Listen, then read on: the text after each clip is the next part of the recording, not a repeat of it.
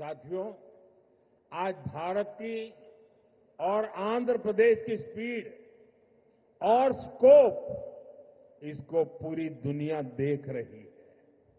2 दिन पहले ही आंध्र प्रदेश में गूगल ने बड़ा निवेश करने का ऐलान किया है। మిత్రులారా, ఈరోజు భారతదేశం మరియు ఆంధ్రప్రదేశ్ యొక్క వేగం మరియు సామర్థ్యం యావత్ ప్రపంచం గమనిస్తుంది. 2 రోజుల క్రితం గూగుల్ లాంటి ప్రధానమైన సంస్థ ఆంధ్రప్రదేశ్లో ఒక పెద్ద పెట్టుబడిని కూడా ప్రకటించింది. गूगल यहां हमारे आंध्र प्रदेश में भारत का पहला आर्टिफिशियल इंटेलिजेंस हब बनाने जा रही है। और कल जब मैं गूगल के सीईओ से बात कर रहा था, उन्होंने मुझे कहा कि अमेरिका के बाहर दुनिया के कई देशों में हमारा निवेश है, लेकिन सबसे ज्यादा निवेश अब हम आंध्र में करने जा रहे हैं।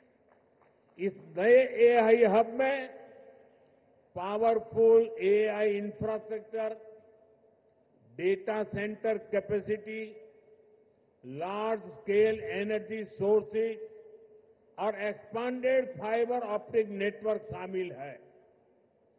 నిన్న గూగుల్తో నేను మాట్లాడుతున్నప్పుడు తెలుసుకున్నాను. వాళ్ళు కూడా నాకు చెప్పారు, అమెరికా బయట చాలా పెట్టుబడులు మా ఉన్నాయి, కానీ అన్నిటికంటే అందులో పెద్ద పెట్టుబడి మేము ఆంధ్రాలో నేడు పెట్టబోతున్నామని వాళ్ళందరూ కూడా నాకు చెప్పారు.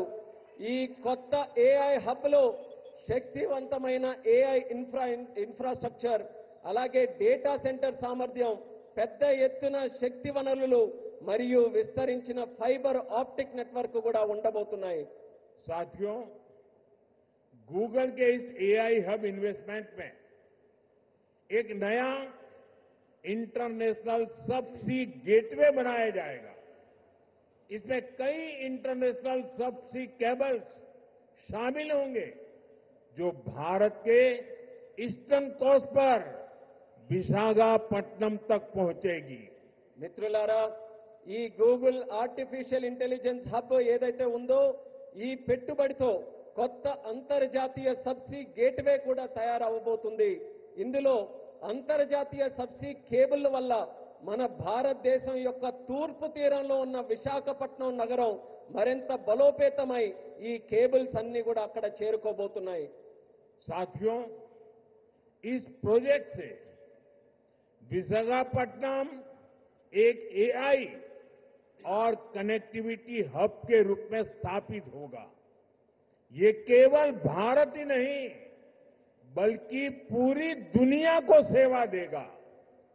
मैं इसके लिए आंध्र के लोगों को विशेष बधाई देता हूं और चंद्रबाबू के विजन की भूरी भूरी प्रशंसा करता हूं।